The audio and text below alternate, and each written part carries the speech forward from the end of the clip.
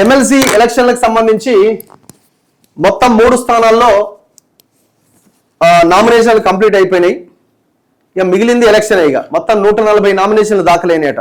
Karimnagar, Nizamabad, Medak, Adilabad teacher and graduate అక్కడ, and Nalgonda, Khammam, Warangal ఇక్కడ టీచరే కదా ఇది టీచర్. ఇది టీచర్, ఇది టీచర్, ఇది టీచర్. 2 టీచర్లు, 2 టీచర్లు, ఒక గ్రాడ్యుయేట్. సో నా ముందు ఉస్మానియా యూనివర్సిటీ జేఏసీ నాయకుడు చాలా అంశాల మీద ఆయన ముఖ్యంగా ఎన్నో ఆర్టీఐలు వేసిండు. శంకర్ గారు ఎన్నో ఆర్టీఐలు వేసి నిరుద్యోగుల పక్షాన పోరాటం చేస్తున్నాడు, విద్యా వ్యవస్థ బాగుండాలని.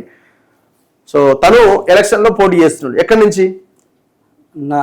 వరంగల్, ఖమ్మం. టీచర్ ఎమ్మెల్సీగా పోటీ చేస్తారు. Teacher MLC. మీరు టీచర్ కాదు కదా? టీచరేనా? కాదు, కానప్పటికీ దానికి ఎవరైనా ఎలిజిబులే.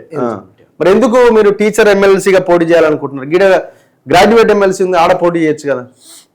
ప్రధానంగా నేను ఒక సామాన్య మధ్యతరగతి కుటుంబం నుంచి ఒక టీచర్ని కావాలనుకొని ఉస్మాన్ యూనివర్సిటీకి వచ్చిన. ఓకే. కొంత అవగాహన రాహిత్యం వల్ల, ఓవర్ ఎక్స్పెక్టేషన్ వల్ల 2008 డిఎస్సి కోల్పోవడం జరిగింది. తర్వాత తెలంగాణ ఉద్యమం రావడం, తెలంగాణ వచ్చిన తర్వాత ఉద్యోగాలు, ఇంటికో ఉద్యోగం వస్తుందని ఒక మాట, తర్వాత నీళ్లు నిధులు నియామకాలు వస్తాయి కదా, గెజిటెడ్ పోస్టులు చాలా ఖాళీ ఉన్నాయి కదా. అప్పటికే 2012లో నాకు మొదటిసారి సెట్ వచ్చింది. సరే, నేను డిగ్రీ గెజిటెడ్ హోదా కలిగిన ఉద్యోగానికి ఎలిజిబిలిటీ వస్తుంది కదా అని అనుకున్నాను. అనుకున్న తరుణంలో మొదటి స్టేట్మెంటు అప్పటి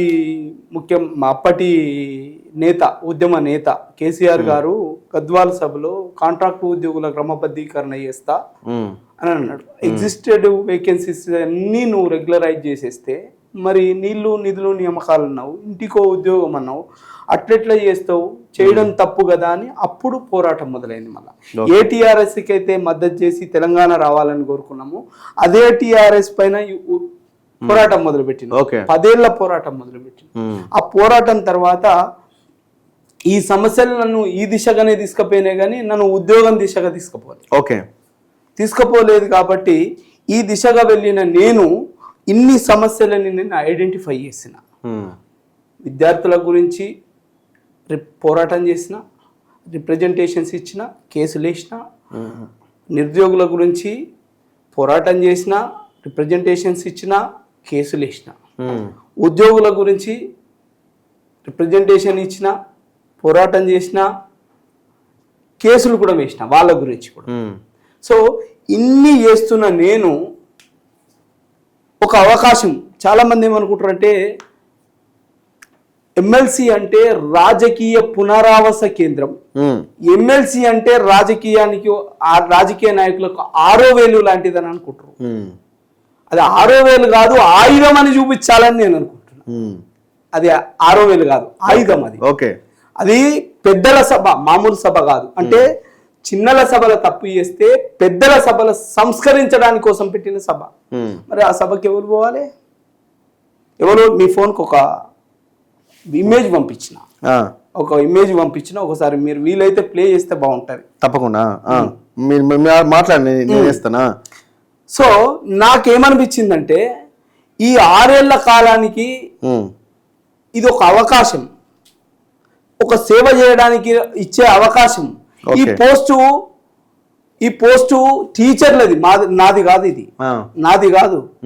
నా పనితనానికి ఒక అవకాశం. ఈ అవకాశాన్ని ఈ ఉపాధ్యాయుల మధ్యలో వినియోగించుకోవడానికి నాకు ఒక అవకాశం దొరుకుతుంది. తర్వాత అక్కడికి ఇక్కడికి అంటే గ్రాడ్యుయేట్ ఎమ్మెల్సీకి ఇక్కడికి అక్కడ 3.5 లక్షల ఓట్లు ఉన్నాయి, ఇక్కడ 26,000 ఓట్లే ఉన్నాయి. గ్రాడ్యుయేట్లకు విద్యను ఏదైతే ఇచ్చిన ఉపాధ్యాయులు ఎవరైతే ఉంటారో విజ్ఞులు, తరగతి 4 గోడల మధ్యలో ఈ దేశ భవిష్యత్తు నిర్మాణం చేస్తాడు ఒక టీచర్ అన్న టీచరు ఈ ఎన్నికతోటి ఒక సంస్కరణ తీసుకొస్తారు అనే ఆలోచన ఉంది, ఒక ఆశ కూడా ఉంది. ఎందుకంటే తరగతి 4 గదుల మధ్యలో వివేకానందుడు చెప్తాడు, నేను ఒక టీచరు ట్రైనింగ్ చేసిన టీచర్ కావాలనుకున్నాను. చాలా మంది అంటుర్రు. పూల రవీందర్ గారు ఒక ఇంటర్వ్యూలో ఒక మాట చెప్పిండు, టీచర్కే టీచర్ సమస్యలు తెలుస్తాయంట, వేరే వాళ్ళకి తెలివాయంట. వేరే వాళ్ళకి తెలివాయంట. కార్పొరేట్ వ్యక్తులు అంట, మిగతా వాళ్ళు వచ్చే వాళ్ళంతా కార్పొరేట్ వ్యక్తులు వస్తే ఎట్లా తెలుస్తుంది అని అంటాడు. నీకేం తెలుసు? ఒకసారి ఎమ్మెల్సీ అయినావు కదా. 2007లో ఎమ్మెల్సీ అనేది తీసుకొస్తే ఈరోజు విద్యా ప్రమాణాలు రోజు రోజుకి పెరగాలి కదా. ఇక గడిచిన 10 ఏళ్లలో మీరు ఎమ్మెల్సీ పదవులు మీకు వచ్చిన తర్వాత 8 లక్షల మంది విద్యార్థులు డ్రాప్ అవుట్ అయ్యారు. ఎవరినాలే? 8 లక్షల మంది. 8 లక్షల మంది గవర్నమెంట్ పాఠశాలలలో 8 లక్షల మంది విద్యార్థులు డ్రాప్ అవుట్స్ అయ్యారు. మీరు ఎమ్మెల్సీలో వచ్చిన తర్వాత ఆ విద్యా వ్యవస్థ మెరుగుపడాలి కదా. ఎందుకు ఈ పరిస్థితి అయింది? ఎవరు దీనికి జవాబుదారి? ఎవరు? తల్లిదండ్రుల ప్రాబ్లమా? టీచర్ల ప్రాబ్లమ్? అసలు రాజకీయ నాయకులు? మీరు చెప్పింది పాయింటే, కానీ మీరు ఒక ఎమ్మెల్సీగా ఇప్పుడు వాళ్ళు గెలిపిస్తారు, మీరు పోయి ఏం చేస్తారా? ఏం సాధించగలుగుతారు మీరు ఒక్కరుగా? కొంచెం గట్టిగా ఇక్కడ కంటే ఇంకా కొంచెం గట్టిగా మాట్లాడతారేమో.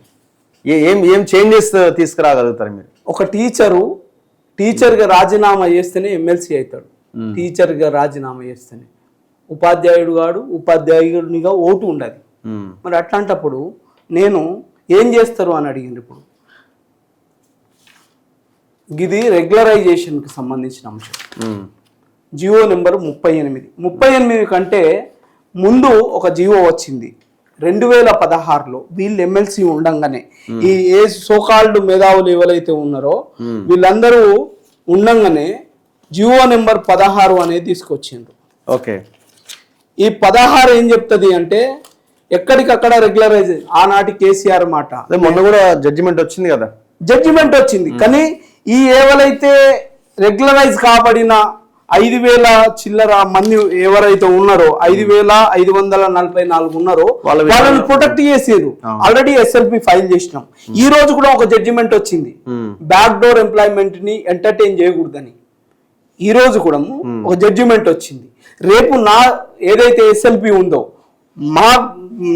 మేము కలిసి పనిచేసే విద్యారంగ పరిరక్షణ సమితి ఓయూ చేసి కలిసి పనిచేసే దానిలో ఒక SLP ఆల్రెడీ డైరీ నెంబర్ వచ్చింది. రేపు నేను ఇంకొక కేసు డైరీ నెంబర్ తీసుకొస్తున్నా. ఎందుకంటే బ్యాక్ డోర్ ఎంప్లాయ్మెంట్ ని మనం ఎంటర్టైన్ చేయకూడదు, డైరెక్ట్ రిక్రూట్మెంట్ ని ఎంటర్టైన్ చేయాలి. మరి ఏం చేస్తున్నాం? మరి ఇప్పుడు నేను ఇమేజ్ పెట్టమన్నది ఒక ఉపాధ్యాయ ఎమ్మెల్సీ నేతది. ఇది ఈయన ఏమంటాడంటే, ప్రభుత్వ డిగ్రీ జూనియర్ పాలిటెక్నిక్ కాలేజీలో పనిచేస్తున్న కాంట్రాక్ట్ అధ్యాపకులను రెగ్యులర్ చేయాలి, వెంటనే ఉత్తర్వులు ఇవ్వాలి. నర్సిరెడ్డి గారి ధర్నా. ఎంతమంది ఉన్నారు? ఒక్కడే ఉన్నాడు. ఒక్కడే పోయి రెగ్యులరైజ్ చేయాలని అడుగుతున్నాడు. మరి ఇదే ఒకడు డైరెక్ట్ రిక్రూట్మెంట్ ఏమని ఎందుకు అడగడు? ఇదే ఒకడు జియో నెంబర్ 223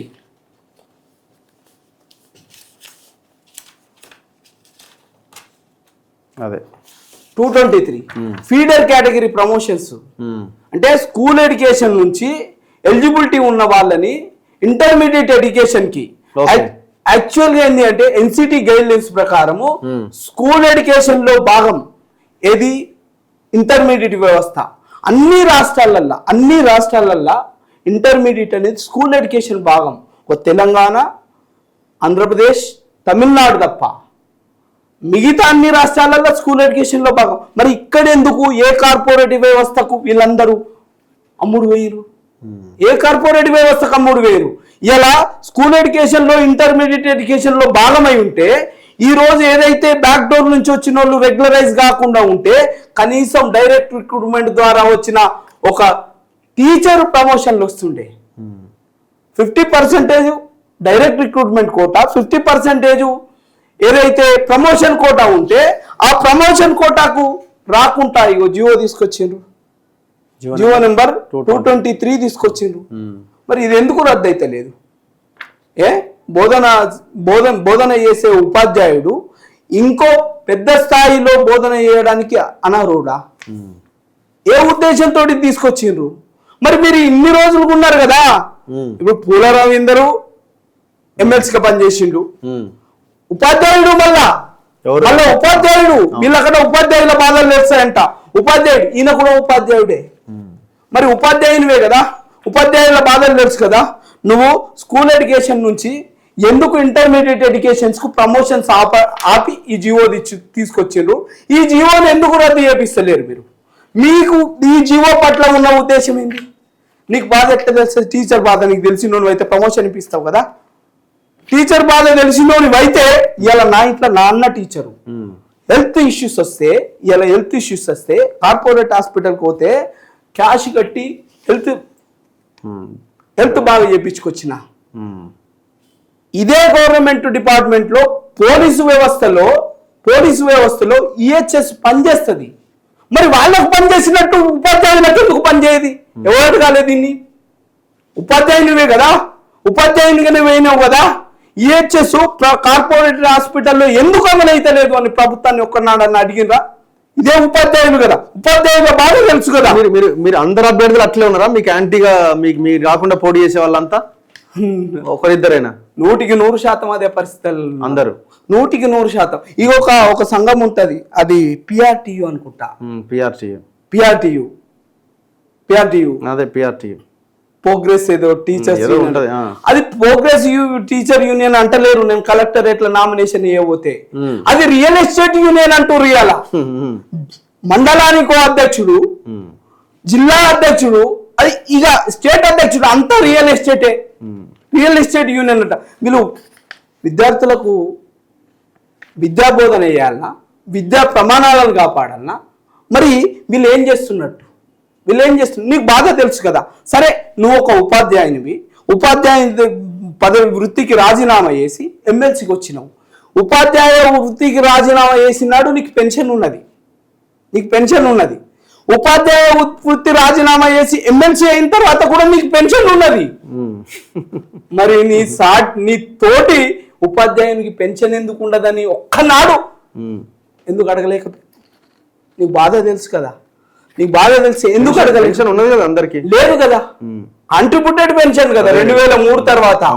రాజకీయ నాయకుడు ఎన్నిసార్లు ఎన్నికైతే ప్రజాప్రాతినిధ్య చట్టం ప్రకారం అన్నిసార్ల పెన్షన్ ఉంటది అన్ని పదవులకి. నీకెందుకు పెన్షన్ ఎందుకు ఉండదు? నీ బాధ తెలిసినోడు కదా అయ్యాలా. నీ బాధ తెలిసినోడిని పంపిస్తే పెన్షన్ ఎందుకు అడుగుతున్నావు? ఇలా ఇంకో బాధాకరమైన విషయం ఏంటంటే, ఒక సమర్థవంతమైన నాయకుడు కావాలి మనకి. ఇలా ఆ ప్రాంతం పోయిన తర్వాత నాకు అర్థమైందంటే, ఒక రెడ్డికి ఒక బీసీకి జరుగుతున్న యుద్ధం లాగా చూస్తుండ్రు. ఒక వ్యవస్థకి ఒక అవ్యవస్థకి జరుగుతున్న యుద్ధం లాగా చూస్తలేరు. ఒక జ్ఞానానికి ఒక అజ్ఞానానికి సంబంధించిన యుద్ధం లాగా చూస్తలేరు. ఎలా అసమర్థుడు, అది బీసీ కావచ్చు, ఎస్సీ కావచ్చు, ఎస్టీ కావచ్చు, ఏదైనా కావచ్చు, వెనుకబాటు గురైతే హక్కుల కోసం కొట్లాడడం బాధ్యతే. కానీ అసమర్థుని తీసుకొచ్చి సమర్థవంతమైన పోస్టులో పెడితే, అసమర్థునికి ఆయుధం ఇస్తే ఎట్లుంటది? అందుకనే నేను మీ వేదిక, మీ ఛానల్ ద్వారా కూడా విజ్ఞప్తి చేస్తున్నా. నేను ఒక బీసీ బిడ్డనే, బీసీనే నేను. వీళ్ళంతా అక్కడక్కడ చెప్తారు, మాటలు చెప్తారు, కానీ నీ చేతలు ఉంటాయి. బీసీల కోసం ఏం చేసిండ్రు వీళ్ళంతా? బీసీలను చెప్పుకుంటున్నారు కదా వీళ్ళంతా. బీసీలో ఏదైతే నియామకాలు ఉన్నాయో సబార్డినేట్ సర్వీస్ రూల్స్ లో సంబంధించి రోస్టర్ అనేది బీసీలకు ఒక శాపం. ఆ శాపము ఒక బీసీ అమ్మాయికి, బీసీబీ అమ్మాయికి జరిగితే 2018లో కనీసం వర్టికల్ హారిజంటల్ అంటే తెలియదు వీళ్ళకు. 2018లో నేను ఒక పోస్ట్ రిజర్వ్ పెట్టిపించిన గురుకులాలల్లా. రోస్టరు నీ రిజర్వేషన్ ని వాయులేషన్ చేస్తే నేను వేసిన కదా. ఇలా గ్రూప్ 1, గ్రూప్ 2, గ్రూప్ 3, తర్వాత గ్రూప్ 4, జూనియర్ లెక్చరర్లు, హాస్టల్ వెరిఫైర్లు, ఎక్కడ అన్యాయం జరిగినా ఈ ఈడబ్ల్యూఎస్ గురించి చాలా మంది మాట్లాడుతున్నారు కదా. చేతల్ల లెవెల్ దగ్గర ఉన్నాయా? నా దగ్గర ఉన్నాయి చేతల్లల్లా. శంకర్ పేరట కొట్టు, ప్రతి పిటిషన్ నా పేరట వెళ్తుంది. ఎన్ని పిటిషన్లు వేసారు ఈడబ్ల్యూఎస్ మీద? ఇవన్నీ ఎన్ని నోటిఫికేషన్లు వస్తే అన్ని నోటిఫికేషన్లు. ఇలా వాళ్ళ వాటాన్ని మనం కాదంటలే, వాళ్ళకు అవకాశాలు రావాలి, కానీ ఇంకోంది దోపిడీ చేయద్దు, ఇంకోంది గుంజుకునే పరిస్థితి ఉండదు. 10% ఇవ్వమని చెప్పారు. ఎక్కడ ఎస్సీ ఎస్టీ బీసీలకు 10% ఇమ్మన్నారు. మరి ఎస్సీ ఎస్టీ బీసీలకు 50% పోతే 50% మిగులుతుంది కదా. మిగిలిన దానిలో 10% అంటే 5% ఇమ్మన్నారు. కానీ అధికారులు ఏం చేస్తున్నారు? మొత్తానికి 10% ఇస్తున్నారు. 5 పోతున్నాయి కదా, 5 పోతున్నాయి కదా. వీళ్ళు మాటలు చెప్తారు, మనం చేతలు చేస్తాం. ఇలా మరి నమ్మకం ఉందా ఇప్పుడు? మరి ఎట్లా టీచర్లను కలుస్తున్నారా అన్ని స్కూల్ తిరిగి? తప్పకుండా కలుస్తా. నేను నిన్న నామినేషన్కి వెళ్ళినప్పుడు ఒక నాయకుడు, అరే నాకు ఏమనిపించింది, ఇది టీచర్ ఎమ్మెల్సీ 26,000 మంది ఉంటారు, 4.5 క్వింటాల చికెన్ పెట్టిండంట. 4.5 క్వింటాల చికెన్. ఇది ఏమన్నా ఎమ్మెల్యే ఎన్నికనా? ఎందుకు మనం మేడ్చల్లో చూడలేదా లాస్ట్ టైం ఎలక్షన్ లో? మొత్తం ఆ పిఆర్టీ సంఘాల నాయకులు వీళ్ళంతా దావతులు చేసుకోలేదా? టీచర్లు కూడా ఉన్నారు అందులో. మందు దావతు దొరకలేదా కొంతమంది?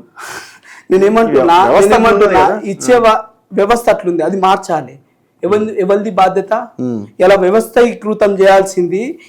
ఈ రోజు టీచరు జేబీ వాట్సన్ అనే, నేను సైకాలజీలో చదువుకున్నా, జేబీ వాట్సన్ అనే ఒక సైకాలజిస్ట్ ఏమంటాడంటే, ఒక విద్యార్థిని నాకు అప్పచెప్తే గుండాని కానీ, హంతకుని కానీ, లేదా దొంగని కానీ, రౌడ్ షీటర్ని కానీ, లేదా ఒక మంచి ఈ దేశానికి పనికి వచ్చే ఒక మంచి పౌరునైనా తీర్చిదిద్దగలిగేటోడే ఒక టీచర్ అంటాడు. ఎక్కడ పోతున్నాయి ప్రమాణాలు? నేను అడుగుతున్నా, వీళ్ళందరూ చాలా మంది ఎమ్మెల్సీ చేసిన వాళ్ళు ఉన్నారు, ఇప్పుడు కంటెస్ట్ చేసిన దాంట్లో 7 కళాశాలలు, 700 చిల్లర స్కూళ్ళు ఉన్నాయి. 7 700 స్కూళ్ళు ఉన్నాయి, 700 చిల్లర స్కూళ్ళు ఉన్నాయి. స్కూళ్ళు ఉంటే తర్వాత డిగ్రీ కాలేజీలు 55 ఉన్నాయి, జూనియర్ కాలేజీలు 48 ఉన్నాయి. ఇవన్నీ ప్రైవేటైజేషన్ చేసిండ్రు. ఏడవేరు మీరంతా. నేను కదా దీని మీద కొట్లాడింది. నా పేరిట కదా పిల్లు ఉంది, ఈ నెలలో నా పేరిట కదా జడ్జిమెంట్ వచ్చేది. ఎలా ఎయిడెడ్ స్కూల్స్ కాలేజెస్ అన్ని మూత అంటే ఇది సగం ప్రైవేట్ సగం గవర్నమెంట్ లాగా నడుస్తాయి. 33,000 రూపాయల ఫీజు 30,000 అయింది. ఎన్నడన్నా మాట్లాడిండా? మాట్లాడి ఒక్కడు పోయి ధర్నా పెట్టిండు. బ్యాక్ డోర్ నుంచి వచ్చిన వాళ్ళు, బ్యాక్ డోర్ ఎట్లా అయిందో చూపెడతా, డాక్యుమెంట్లు అన్ని చూపెడతా. ఇలా ఏ సర్టిఫికెట్లు తీసుకొచ్చి వాళ్ళు రెగ్యులరైజ్ అయినరో ప్రతిదీ మీకు మీ వేదిక ద్వారా వాళ్ళకు చూపెడతా. ఇగో ప్రొఫెసర్లు లేరు యూనివర్సిటీలలో. ఒక్క నాడన్న మాట్లాడిందా? చట్టసభలలో మాట్లాడిందా యూనివర్సిటీలలో ప్రొఫెసర్లు లేరని? అరకొర సౌకర్యాలు ఉన్నాయని ఒక్కనాడన్న మాట్లాడిందా? మీకు బాధలు తెలుస్తాయి కదా. బాధలు ఎవరు అడిగిండ్రు? 63 ఏళ్ళు 65 ఏళ్ళు ఏమని ఎవరు అడిగిండ్రు అన్నా? ఏ ఉపాధ్యాయుడు అడిగిండు ఇవాళ 65 ఏళ్ళు ఏమని? 65 ఏళ్ళు చేస్తే నోరు మూసుకున్నారు. ఇగో 12,000 బడుల మూత, 12,000 కాదు 15,000 రేషనలైజేషన్ పేరట. ఇది విద్యా హక్కు చట్టం కింద కిలోమీటర్లు అంటే కిలోమీటర్ దూరంలో ప్రాథమిక పాఠశాల, 3 కిలోమీటర్ల దూరంలో మాధ్యమిక పాఠశాల, 5 కిలోమీటర్ల దూరంలో ఉన్నత పాఠశాల ఉండాలని మన కమిషన్స్, మన విద్యా విధానాలన్నీ మనం చెప్తుంటే 12,000 స్కూల్ మూతపడి 7,000 ఉపాధ్యాయుల బాధ తెలుసు కదా, నిరుద్యోగుల బాధ తెలుసు కదా. ఒక్కనాడన్నా నియామకాలు చేయండి, డైరెక్ట్ రిక్రూట్మెంట్ చేయండి, మా సంఘం పెరుగుతుంది, మేము బలవత్తరంగా పనిచేస్తున్నాం, మా పని భారం తగ్గుతుంది అని ఎన్నడన్నా అడిగిండ్రా? ఇగో డిగ్రీ కళాశాలలు ప్రైవేటు గవర్నమెంట్ డిగ్రీ కళాశాలలు 237 అవి ఇవన్నీ కలిసి మూతపడ్డాయి. ఎన్నడన్నా అడిగిండ్రా? ఎన్నడన్నా కళాశాలలు, గవర్నమెంట్ కళాశాలలు, ఉచిత విద్యను అందించే గవర్నమెంట్ పాఠశాలలు, కళాశాలలు, టెక్నికల్ ఎడ్యుకేషన్ లో ఉన్న కళాశాలలు మూతపడుతున్నాయంటే అడిగిండ్రా? అడగలే. ఇది 8 లక్షల మంది నిన్న డ్రాప్అవుట్స్. వీళ్ళు ఇంకా నిన్న 4 DAలు, 4 పెద్ద కాదు 4 DAలు ఆగితే ఆ 4 DAలను వీళ్ళందరూ అంగులు హార్బాటంగా పిలిచి మేము దాన్ని 15 సార్లను 16 సార్లను ఒక్క DA ఎత్తా అంటే ఈ కాగితాలు సంకలు పెట్టుకొని వచ్చిండ్రు. వీళ్ళు ఉపాధ్యాయుల హక్కులు కాపాడతారా? ప్రెసిడెన్షియల్ ఆర్డర్ తీసుకొచ్చిండ్రు.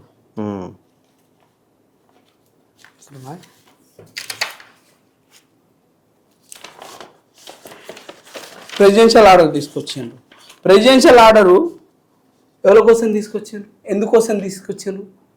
Jagannatharao versus state of Andhra Pradesh case ఏదైతే ఒకసారి ఆర్గనైజ్ అయింది, రీఆర్గనైజ్ చేయకూడదని చెప్పింది కదా.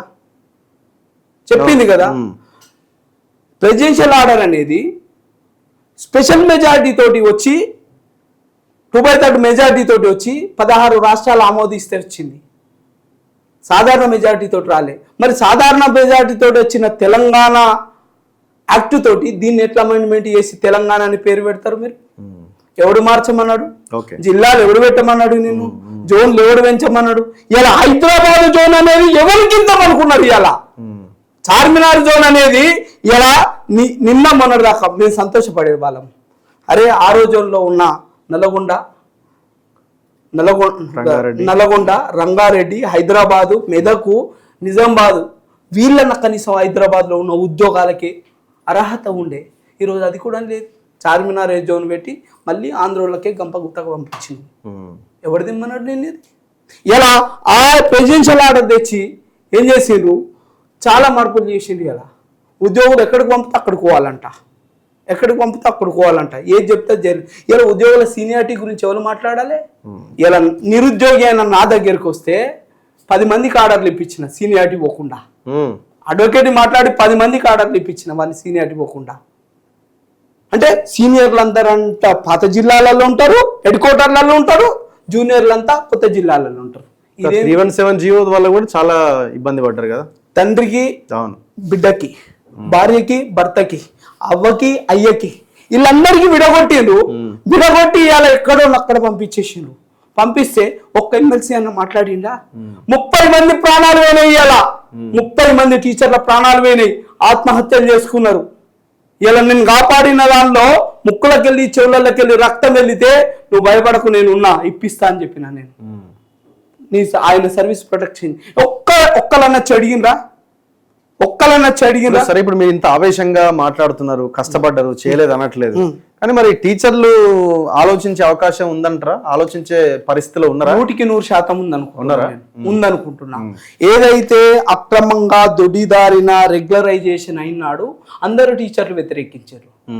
అది తప్పుడు విధానం, తప్పుడు నిర్ణయం అని అందరూ టీచర్లు వ్యతిరేకించారు. కానీ సంఘ నాయకులు మాత్రం మద్దతు కొట్టారు. అందుకే వాళ్ళకు గుణపాఠం చెప్పాలనుకుంటున్నా. ఇలా అందుకే వాళ్ళ గుణం. ఇలా టీచర్ ఎమ్మెల్సీ ఇస్తే టీచర్ ఎమ్మెల్సీ నాది కాదు, వాళ్ళది, వాళ్ళ ఓటు ద్వారా వచ్చింది. 5 సంవత్సరాలకు మనకు ఒక అవకాశం ఇస్తుండ్రు. మనం వాళ్ళ సర్వెంట్లము, సేవకులము. సేవకుడు అంటే ఎట్లుండాలి? ఇలా హైదరాబాద్లో వచ్చి నీ ఆఫీసులో పండడం కాదు. ఇలా ప్రతి స్కూల్కి, కాలేజీకి వెళ్ళి వాళ్ళ అప్లికేషన్ తీసుకోవాలి, వాళ్ళ దగ్గర భోజనం చేయాలి, మధ్యాహ్న భోజన పథకంలో. మీకు అయ్యే ఖర్చు, కథ, వ్యవహారం ఇదంతా ఎట్లా? మరి ఇప్పుడు మీరు ఉస్మానియాలో ఒక నాయకుడిగా, ఒక స్టూడెంట్ గా కొట్లాడుతున్నారు. సరే, కోర్టు కేసులు, ఫీజులు ఇవన్నీ చాలా చిన్నగా ఏదో నడిపిస్తున్నారు. ఇప్పుడు ఎలక్షన్ కదా ఇది, మళ్ళీ దాదాపు 25,000 మంది ఓటర్లు ఉన్నారు. తర్వాత వాళ్ళకి డైరెక్ట్ నగదు బదిలీ లాంటివి లేకపోయినా తిరగడానికి కూడా డబ్బులు కావాలి కదా. తిరగడానికి అయితే అటో ఇటో కొంచెం చేసి అందరినీ కలిసి ప్రయత్నం చేస్తా. డబ్బులు ఖర్చు పెట్టే పరిస్థితులలో లేను. అట్లాంటి రాజకీయాలకి నేను దూరం మొదటి నుంచి. అట్లాంటి ప్రతి స్టేట్మెంట్లో నేను వ్యతిరేకించిన. అలాంటి రాజకీయాలకి నేను ఎప్పుడూ దూరమే. నిస్వార్థంగా ఓటేయండి, నిస్వార్థంగా పని చేయించుకోండి. మీ పోస్ట్ అది, మన పోస్ట్, నా పోస్ట్ కాదు. ఇలా నేను ఈ వేదిక మీ వేదికకి చెప్తున్నా. అది మీరిచ్చే, ఒకవేళ ఎన్నికైతే మీరిచ్చే జీతం. ఇప్పుడు నేను రెగ్యులరైజేషన్ కేసు కోసము ఆర్థిక పరమైన ఇబ్బందులు చాలా ఎదుర్కొంటున్నా. అట్లాంటి పరిస్థితి ఉండకూడదు. రేపు నాలంటోడు గెలిస్తే ఏదైతే ఇచ్చే సాలరీ, గవర్నమెంట్ ఇచ్చే సాలరీలో సగం ₹1,00,000 శాలరీ ఒక కార్పస్ ఫండ్ పెట్టి వాళ్ళ సమస్యలు కొట్టడానికి ఒక్క ఉపాధ్యాయుడు జేబులోకి వెళ్ళి రూపాయి తీయద్దు. జేబులోకి వెళ్ళి తీయద్దు. ఈ రోజు రెగ్యులరైజేషన్ కేసు కానీ, ఇతరత్ర కేసులు కానీ, ప్రెసిడెన్షియల్ ఆర్డర్ కేసులు కానీ జేబులకి వెళ్ళి డబ్బులు తీసుకొని కొట్లాడాల్సి వస్తుంది. తర్వాత ఇంకా కొన్ని సమస్యలు చెప్తా నేను. ఇదే ఉపాధ్యాయులు ఇప్పుడు పాలిటెక్నిక్ కళాశాలల్లో 10 ఏళ్ళుగా వాళ్ళ ప్రమోషన్ లేవు. 4 ఏళ్ళుగా ప్రమోషన్ లేవు. ఒక ఎమ్మెల్సీ మాట్లాడిండా? 14 కాలేజీలు శాంక్షనింగ్ ఇచ్చిండ్రు. 14 కాలేజీలు 14 ఏళ్ళు అవుతుంది, ఇప్పటి వరకు పోస్టులు లేవు. అన్న ఊరికే నడిపిస్తారు. ఇంకా కొత్తగా అప్గ్రేడేషన్ చేస్తారట. అప్గ్రేడేషన్ చేసి ఏం చేస్తారు? ఉపాధ్యాయులు ఇవ్వకుండా మాట్లాడదాం. రాబోయే రోజుల్లో మరిన్ని ఇంటర్వ్యూ చేద్దాం. ఇంకొక ఎన్ని రోజులు ఉంది సమయం? ఇంకా ఒక 15 రోజులు ఉందా? అటు ఇటుగా ఒక 15 రోజుల సమయం ఉంది. మరొక ఇంటర్వ్యూ ద్వారా మనం మరింత ఫోకస్డ్, అంటే మీరు ఎంతవరకు పనిచేశారు, మీ గెలుపోవటములు ఏంటి, దాని మీద మనం నెక్స్ట్ ఇంటర్వ్యూలో డిస్కస్ చేద్దాం. తప్పకుండా. ఏమైనా చెప్పాలంటే ఇంకొక కెమెరా చూసి చెప్పొచ్చు. 25 మంది మీ ముందున్నారు. ఇంకొక విషయం, చాలా మంది రెగ్యులరైజేషన్ చేస్తే ఏమవుతుంది అని చాలా మంది అడిగారు. బ్యాక్ డోర్ ఎంప్లాయ్మెంట్ ఎట్లుంటుందో నేను చూపెడతా. ఇగో ఐఏఎస్సి రాజస్థాన్, ఈ యూనివర్సిటీకి పర్మిషన్ లేదు, ఈయన రెగ్యులరైజ్ అయ్యిండు. రెగ్యులరైజ్ అంటే ఇవన్నీ దొంగ సర్టిఫికెట్లేనా? ఐఏఎస్సి రాజస్థాన్. తర్వాత జనార్దన్ రాయ్ యూనివర్సిటీ పర్మిషన్ లేదు, ఆయన కూడా ఉద్యోగం వచ్చేసింది. ఇగో వినాయక మిషన్ తెలంగాణలో చెల్లది, ఇది డీమ్డ్ యూనివర్సిటీకి డిస్టెన్స్ లో కోర్స్ ఇచ్చే పరిస్థితి లేదు. ఈయన నర్సిరెడ్డి, ఫస్ట్ నర్సిరెడ్డి నోడగొట్టాల, నర్సిరెడ్డి నోడగొట్టాల. ఆ తర్వాత పూల రవీందరు, నరోత్తమ్ రెడ్డి, సర్వోత్తమ్ రెడ్డి, వీళ్ళంతా ఉన్నారు. వీళ్ళంతా ఇట్లాంటి వీటికి మద్దతు కొట్టిండ్రు. ఇవి కాదు, 1000 మంది ఫేక్, ఒక ఇంటర్లోనే 1000 మంది ఉన్నారు. ఇక డిగ్రీలోకి వస్తే 290 మందిని రెగ్యులరైజ్ చేసిండ్రు. 290 మందిలో 250 మందికి క్వాలిఫికేషన్స్ లేవు. ఓకే, 200 మందికి క్వాలిఫికేషన్ లేవు. అందుకే ఇవాళ సుప్రీంకోర్టు తలుపు తడుతున్నాం. ఇవాళ ఏదైతే హైకోర్టు ఇచ్చిన జడ్జిమెంట్ ఉందో ఆ జడ్జిమెంట్ని కాదని తిరగరాసి ఇలా ఇట్లాంటి వాళ్ళకు గుణపాఠం చెప్పే రోజు మాత్రం ఖచ్చితంగా తీసుకొస్తాం. ఇలా ఎలక్షన్ కమిషన్ పరిస్థితి కూడా నేను ఒక మాట చెప్పదలుచుకున్నా. ఎంత దౌర్భాగ్యంగా దయనీయంగా ఉంది అంటే, ఒక ఓటర్గా ఓటు నమోదు చేసుకోవాలంటే ఒక ఉద్యోగి అయి ఉండి 3 సంవత్సరాల సర్వీస్ ఉండి ప్రావిడెంట్ ఫండ్ కట్ అయి ఉంటే ఓటర్ అవుతాడు. టీచర్ వీళ్ళు రీసెంట్ గా 2023లో కాంట్రాక్ట్ వాళ్ళు 4,000 మంది రెగ్యులరైజ్ అయ్యారు. 4,000 మంది రెగ్యులర్ అయితే వాళ్ళందరికీ ముందే ఓట్లు ఉన్నాయి, ఓటు బ్యాంకు రాజకీయాల కోసం. అయినా నేను రిప్రజెంటేషన్ ఇచ్చి వచ్చిన ఎలక్షన్ కమిషన్ కి. కానీ ఏదైతే వాళ్ళు నల్గొండ జిల్లాకి పంపారు, 2 ఉపాధ్యాయ ఎమ్మెల్సీ ఓట్లల్లో ఈ దొంగ ఓట్లు ఉన్నాయి అని చెప్తే ఒక నల్లగొండ జిల్లాకు పంపితే, ఆ నల్గొండ జిల్లా నుంచి జనగాం జిల్లాలో 18 మందిని తీసేసారు. మరి మిగతా సంగతి? భారత రాజకీయ వ్యవస్థని, ప్రజాస్వామ్య వ్యవస్థని ఎట్లా మేము విశ్వసించాలి? కనీసం ఎలక్షన్ కమిషన్ అన్న ఇట్లాంటి వీటి మీద దృష్టి సాధించాల్సిన అవసరం లేదా? చూద్దాం. సో మొత్తానికి అయితే మీరు గెలుస్తారన్న నమ్మకం ఉందా? అంటే హోప్, ఆ ధైర్యంతో అడిగేయాలి కదా. లేదు ఏదో ఒక మెసేజ్ ఇవ్వాలనుకుంటున్నాయి సమాజానికి, అందుకోసం పోటీ చేస్తున్నాను ఏమైనా అనుకుంటున్నారా? సచిన్ టెండూల్కర్ ని మీలాగానే ఒక యాంకర్ అడిగిండు, ఓడిపోతాం అనుకుంటే ఆట ఆడాల్సిన అవసరం లేదు, సో గెలవనుకుంటే నేను ఈ నామినేషన్ వేయాల్సిన అవసరం లేదు. సో గెలుస్తాననే కాన్ఫిడెన్స్ తోటి పోతున్నా, ఉపాధ్యాయుల మీద నమ్మకాన్ని పెడుతున్నా. ఇలా ఇట్లాంటి రిఫార్మ్స్ రావాలి, విద్యా వ్యవస్థ బాగుపడాలి, విద్యా వ్యవస్థ సమూలంగా ప్రక్షాళన కావాలి అంటే మంచి ఆలోచన దృక్పథం, మంచి పనితనం ఉన్నోళ్ళని మనం ఎన్నుకోగలిగితేనే ఆ వ్యవస్థ బాగుపడుతుంది. లేదు అంటే రోజు రోజుకి ఆ వ్యవస్థ ఏదైతే సేవారంగం అనుకుంటున్నామో సేవా రంగాలు అంటే గవర్నమెంట్కి విద్య, వైద్యం, శాంతి భద్రతలు ఇలాంటి వాటి వల్ల ఖజానా రాదు, రెవెన్యూ రాదు. కాబట్టి వీటిని ప్రైవేటైజేషన్ దిశగా మళ్ళిస్తే గవర్నమెంట్ మీద బర్డెన్ దిగుతుంది అనే ఆలోచన ఉంది. కానీ పేద పిల్లలకి, పేద విద్యార్థులకి జ్ఞానాన్ని ఇస్తే ఉపాధిని ఇచ్చినట్టే, జ్ఞానాన్ని ఇస్తే డబ్బులను ఇచ్చినట్టే. ఇప్పుడు మీకు ఏ ప్రాధాన్యత ఒకటేయాలి? ఒకటోదా రెండోది? మొదటి ప్రాధాన్యత. నన్ను ఉద్యమకారుడుగా చూసిండ్రు కదా, చూసిండ్రు కదా. నిరుద్యోగ సమస్యలపైన, గ్రూప్ 1 సమస్యలపైన నిరాహార దీక్ష చేసి కొట్లాడి రద్దు చేయించినాం కదా. ఇలా విద్యార్థుల సమస్యల పట్ల కొట్లాడినాం కదా. ఇలా ఉపాధ్యాయుల సమస్యల పట్ల ఒక్కసారి అవకాశం ఇస్తే ఎట్లుంటుందో చూపిస్తా. పక్క ఎమ్మెల్సీ కూడా పనిచేయాలి, మనం పనిచేస్తే పక్క ఎమ్మెల్సీ కూడా పనిచేయాలి. సో శంకర్ గారి మీద మాలాంటి వాళ్ళకైతే ఖచ్చితంగా నమ్మకం ఉంది. ఆయన చాలా పెద్ద ఎత్తున ఇప్పుడు ఓన్లీ కేసులు వేయడమే కాదు, ఆర్టీఐ ద్వారా చాలా విలువైన సమాచారాన్ని తీసుకొని వాటి మీద కేసులు వేసి ఎన్నింట్లో సక్సెస్ సాధించారు. విద్యా వ్యవస్థ బాగుండాలి, నిరుద్యోగులకు ఉద్యోగాలు రావాలి, ఉద్యోగులకి వాళ్ళ హక్కులు రక్షింపబడాలి అన్న కోణంలో ఆయన ఫైట్ కొనసాగుతున్నది. సో ఇట్లాంటి సొసైటీ కోసం పనిచేస్తున్న వాళ్ళని మనం ఎమ్మెల్సీలుగా ఎమ్మెల్యేలుగా చూడాల్సిన అవసరం ఉన్నది. సో అది ఆ బాధ్యత మన మీద ఉన్నది ఓటర్లుగా. సో ఇక ఆలోచించాల్సింది ఎవరు? మనం ఆలోచించాలి, ఓట్లు వేసే వాళ్ళు ఆలోచించాలి. దయచేసి ఈ డబ్బులకి, మందుకి, మద్యానికి దయచేసి దూరంగా ఉండండి. ఇప్పుడు ఓట్లు వేసే వాళ్ళంతా టీచర్లు, పట్టభద్రులు కాబట్టి మిమ్మల్ని చూసి ఇంకొకరు ఆదర్శంగా తీసుకునేటట్టుగా మీ వ్యవహార శైలి ఉండాలి. సో దయచేసి ఇట్లాంటి వాళ్ళని గెలిపించే ప్రయత్నం చేయండి. మీ మొదటి ప్రాధాన్యత ఓటుని, సో నేను డైరెక్ట్గా స్టేట్మెంటే ఇస్తున్నా. సో శంకర్ లాంటి వాళ్ళకి మీ మొదటి ప్రాధాన్యత ఓటుని వేసి ఇలాంటి వాళ్ళని గెలిపించాలి. అది మన బాధ్యత కూడా. థ్యాంక్ యూ అన్న, thank you very much. All the best. Thank you, ధన్యవాదాలు.